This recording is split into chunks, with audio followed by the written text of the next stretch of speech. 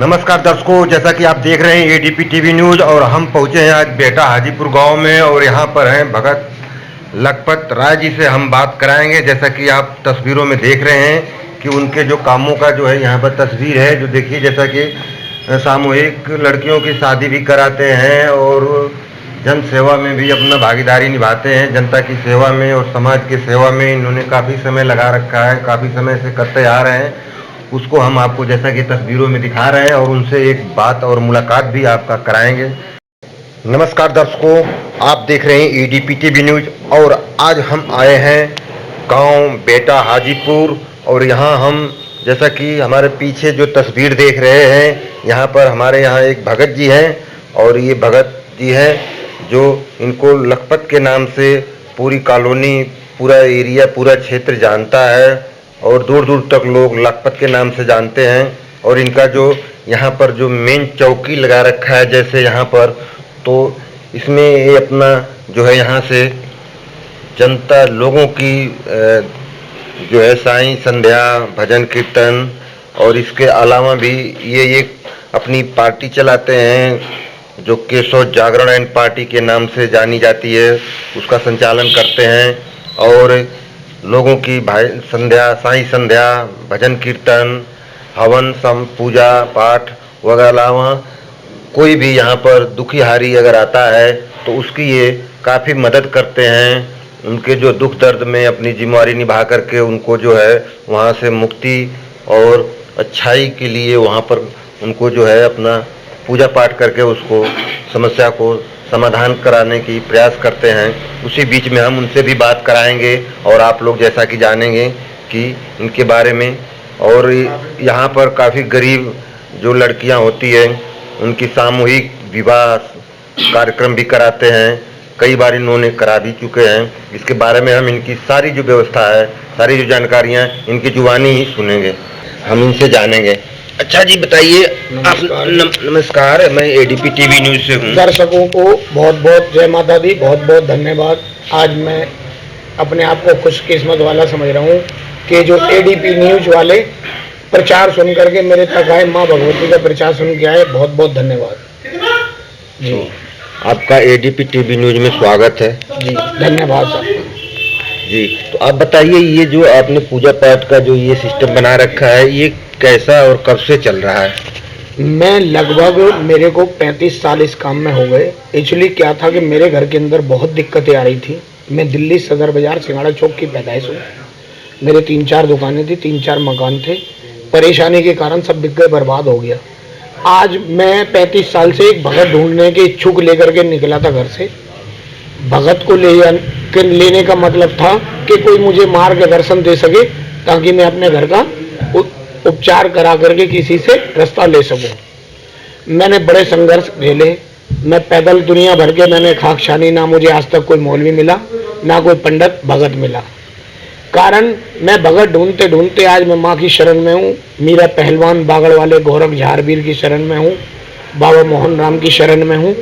इनका मैं नाम जाप कर करके मैं जिस मरीज को देखता हूँ, जो आता है मेरे पास में, बगैर पूछे मैं अपनी तरफ से कोशिश करता हूँ उसका समाधान बता दूँ।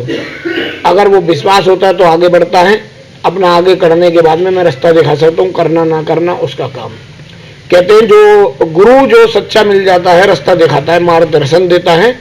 अगर मार्गदर्शन सच्चा दे दिया तो हमारे रास्ते भी सच्चे मिल जाते हैं और इंसान की कोई ताकत नहीं कि कोई क्या कर सके। तो अपने कुछ केशव जागरण एंड पार्टी के बारे में भी बता दीजिए। मेरे को काफ़ी लोगों ने कहा कि भाई भगत जी हमारा आप जागरण करा दीजिए, तो मैं जागरण का फिर मैंने केशव एंड पार्टी के नाम से जागरण कराया। मेरी ये पार्टी काफ़ी दूर तक मशहूर है, हर जगह रंगारंग कार्यक्रम करके आती है। हवन, कीर्तन, जागरण, चौकी। मैं गोरख जहारवीर के जागरण भी कराता हूँ, मीरा बाबा के जागरण भी कराता हूँ, कव्वालियाँ भी कराता हूँ। और मेरे को इतना विश्वास है कि सच्चे मन से कोई भी करे तो माँ देवी देवताओं को पा सकता है जी। अभी जैसा हमने जानकारी पाई है कि आप जो है लड़कियों की, गरीब लड़कियों की सामूहिक विवाह भी, शादी भी कराए, तो ये आपको ख्याल मन में कब से और क्यों उत्पन्न हुआ? जी, मेरे को लगभग 8 साल हो गए। मेरे जैसे मेरी सगी बेटी एक नहीं थी, तो मेरे मन के अंदर ख्याल आया कि लखपत चौखट सुनी रहती है, तो ये परमात्मा की शायद आवाज थी, उस खुदा उस भगवान की आवाज थी, जिसको देख करके मैंने सोचा। कहते हैं कि मुसलमानों के साथ भी रहता हूँ, तो उन्होंने कहा यार हज नहीं करी। कहते हैं जो एक शादी करवा देता है हज चला जाता है, हम हिंदू धर्म को हज पे जाने के अलाउ नहीं है। तो मैंने बोला नहीं जाएंगे हज तो हम हज यहीं पे कर लेंगे। तो मैं हिंदू जातिवाद नहीं करता, हिंदू आए तो उसकी हिंदू रीति रिवाज से शादी कराता हूँ। और मैंने कम से कम 5 से 7 बार इस क्षेत्र लोनी बॉर्डर क्षेत्र के अंदर शादियां कराई हैं। और मेरे को मनोज धामा जी चेयरमैन जी हैं, उनसे जुड़ा, वो आए, विचारों ने आशीर्वाद भी दिया, अच्छा व्यवहार देख करके मेरा सहयोग भी करा। और वो जब भी आते हैं बुलाओ तो मनोज धामा जी खड़े हो जाते हैं। मुझे उन पे भरोसा है, विश्वास है, क्योंकि वो जमीन से जुड़े हुए इंसान हैं। वो दूर से ही देख करके कह देते हैं कि भाई लखपत जी आ गए, ये आ गए, यानी एक जमीन से जुड़े हुए इंसान है। और बहुत अच्छा उनका परिवार भी है। लेकिन उनको किसी कारण क्या हुआ, गलत था सही था, लेकिन हम सुनने में आता है कि उनको गलत प्रचार करके गलत मतलब उसका नाम बदनाम करवा दिया। जी ऐसा मैंने सुना है। अच्छा, मैं ये आपसे जानना चाहूँगा कि अभी आज तक ने आपने कहाँ कहाँ कौन कौन से स्थान पर जा करके अपना कुछ कार्यक्रम किए और लोगों को मतलब कि जागरण चौकी अन्यथा और कोई भी काम? मैंने दिल्ली सदर बाजार में लगभग 10 से 11 जागरण कर चुका हूँ और नगर कोतवाली माता के रात जगा चुका हूँ। आपका दादरी में, गाजियाबाद में, बुलंदशहर में, मतलब मैं बहुत सी जगह नगर कोतवाली माता के, मीरा साहब पहलवान बाबा के, जैनखा बाबा के, ये मामा भांजे हैं, मामा भांजे के नाम से प्रसिद्ध हैं। और मैं बनारस भी गया हूँ, बनारस में भी हवन करा है। आपका बागड़ जहारवीर के वहाँ भी गया हूँ। आजादपुर मंडी में भी मैंने रात भी जगवाई है, हवन भी करे हैं। तो मैं काफ़ी मतलब 35 साल से उस खुदा को ढूंढने निकला हूँ, उस भगवान को ढूंढने निकला हूँ, उस माता रानी को ढूंढने में निकला हूँ। वो कहते हैं खुदा दिल में है, भगवान दिल में है, कहीं नहीं मिलता। कहते हैं वैष्णो देवी में, नगरकोट में, ज्वाला जी में मुझे कहीं नहीं मिली, मेरे मन के अंदर है।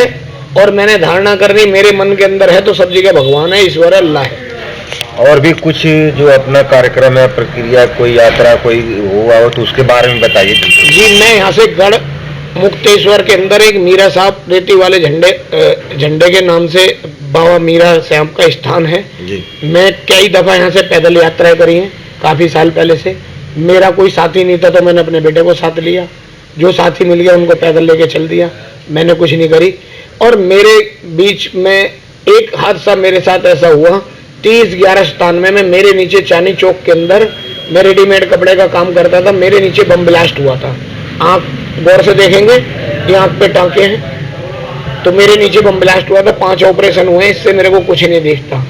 और मेरे पैर में 5 साल प्लास्टर रहा है, लेकिन इससे ही मैं कावड़ लेकर के आता हूँ, कावड़ पैदल लेकर के आता हूँ। कुछ बम कैसे लगा, कहाँ रहे थे, इसके बारे में? 30/11/97 में चांदनी चौक में ढेर लगते थे, पटरी बाजार लगता था, संडे का दिन था, ईद और आपका दिवाली नजदीक थे, तो काफी सेल हुई थी बहुत। मेरे को मतलब चांदनी चौक में मैं अच्छा सेलमैन के नाम से जाना जाता था और आज भी जान पहचान है। अच्छा। तो मेरे कहने का मतलब है वो बम ब्लास्ट ऐसा हुआ मेरे को पता नहीं चला, जो मेरे को भाई उठा के ले गया। मेरा बहुत साल मतलब मेरा इलाज चला, मैं 25-30 लाख रुपए के लगभग समथिंग में मैं उसमें आ गया। मेरा 14 साल केस चला, केस मैं जीत गया था, लेकिन जिसके ऊपर मेरा केस था उनने फ्रॉड करके वकील को कर लिया, मतलब केस हार गया। सीधी बात यह है, मेरे को काफी इंजरी आई, काफी नुकसान आया, मेरे को कोई मदद करने वाला नहीं आया। मैंने तो उसके एवज में आपको कोई सरकारी सहायता नहीं मिली? सरकारी सहायता केवल मैंने पता नहीं कितने हजारों रुपए मैंने बर्बाद कर दिए, लाखों रुपए मैंने बर्बाद कर दिए, लेकिन 3000 रुपए का गवर्नमेंट की तरफ से मेरे को एक केबल चेक गाजियाबाद से एसडीएम साहब देने आए थे मेरे घर पे ही जी। तो उस समय आप यूपी में रहते थे? जी हाँ, मैं यहीं रहता था, जब बम ब्लास्ट हुआ था रहता यहीं था, काम मेरा चांदनी चौक में ही था जी। जी अच्छा, आगे आप जैसे कहते हैं कि अब जो लोग दुखियारी आते हैं, दुख से परेशान, शारीरिक परेशानी से, और तो उसको आप कैसे उनका निदान कराते हैं, कैसे समाधान? जी सबसे पहले मेरा मानना जो है, मुझे किसी के बारे में कुछ नहीं पता, मैं किसी की अवहेलना नहीं करना चाहूँगा। सबसे पहले घर के पितृदेव होते हैं, जिसने पितृ बड़े बुजुर्गों को मना लिया है और जिसने कुल के देवी देवता में जो भी मान्यता होती हो उसको मना लिया है, तो भैया जादू टोने की आवश्यकता नहीं पड़ती और कोई जादू टोना होता भी नहीं है। जब भी हमारे घर के अंदर कष्ट आएंगे तो हमारे गलती से, भूल चूक, दंड की वजह से और मैं जादू टोने को ऊपर यकीन नहीं करता। अगर होता है तो सबसे पहले अपने पितरों को मनाया जाए, पितरों के बाद कुल के देवी देवता जो भी मान्यता करते हैं उनकी पूजा करी जाए, तो ईश्वर जरूर साथ देता है। उसके बाद में फिर करे धरे को देखा जाता है। इतना करने के बाद में भी नहीं ठीक हो पाया तो समझ लो जादू टोना यानी कोई भूल चूक हमसे आ रही है, उसका समाधान मैं जो मेरे सामने आते हैं, मेरे पास कई ऐसे लोग आ गए जो मरने की स्थिति में थे, करने वाली यह मैं कुछ नहीं कर सकता, मैंने हाथ रखा, उनका नाम लेकर के वो ठीक होते हैं, अच्छे होते हैं। आज मैं ऑल इंडिया में आपके बनारस, कलकत्ता, चंडीगढ़, अम्बाला ऑल इंडिया में जाता हूँ, और ऑल इंडिया में जाने के बाद में ईश्वर मेरा साथ देता है। लेकिन मेरे अंदर एक खास बात यह है, अगर होता है तो बताता हूँ भैया ये काम इस तरीके से हो सकता है, करवाओ या नहीं करवाओ। लेकिन मैं झूठ नहीं बोलता, झूठ बोल के किसी से पैसा नहीं लेता। मैं तो एक बात कहता हूँ कि भैया जो मेरा हक बनता है आप जान करके दे सकते हो तो दे दो, नहीं देते तो मेरे को तो ये देने वाले हैं। आपने मेरे को 2000, 10,000, 20,000, 50,000, 1 लाख रुपया भी दे दिया तो उससे मेरा पेट नहीं भरेगा, पूरा नहीं बढ़ेगा। पूरा बढ़ेगा जब ईश्वर देता है, खुदा देता है, भगवान। तो आप आगे की योजनाएं बताइए, अब क्या करना चाहते हैं? अब जैसे कोरोना टाइम था, कोरोना टाइम के अंदर 2-2.5 साल से 3 साल से लॉकडाउन हो गया, हर आदमी परेशान है। बच्चे काफ़ी ऐसे हैं जो मेरे पास आज आते हैं, पंडित जी शादी नहीं करवा रहे, गुरुजी शादी नहीं करवा रहे, तो मैं एक सोच रहा हूँ कि एक सम्मेलन करवाऊँ, उसके अंदर 2, 4, 6, 8, 10 जितनी ईश्वर चाहेगा, जितनी भगवान खुदा चाहेगा, उन बच्चों को लेकर के मैं एक प्रोग्राम करने का इच्छुक हूँ, और आगे ईश्वर की मर्जी। धन्यवाद। जैसा कि दर्शकों मैं एक मुलाकात करा रहा था, यहाँ पर जो भगत जी हैं उनका नाम लखपत है, और ये काफ़ी समय से पूजा पाठ कराते हैं, और आगे और भी इस तरह के धार्मिक भक्त या जो भगत हैं उनसे मिलवाते रहेंगे। इसी कड़ी में बने रहिए हमारे साथ। ADP TV, SP सिंह, बेटा हाजीपुर लोनी, गाजियाबाद।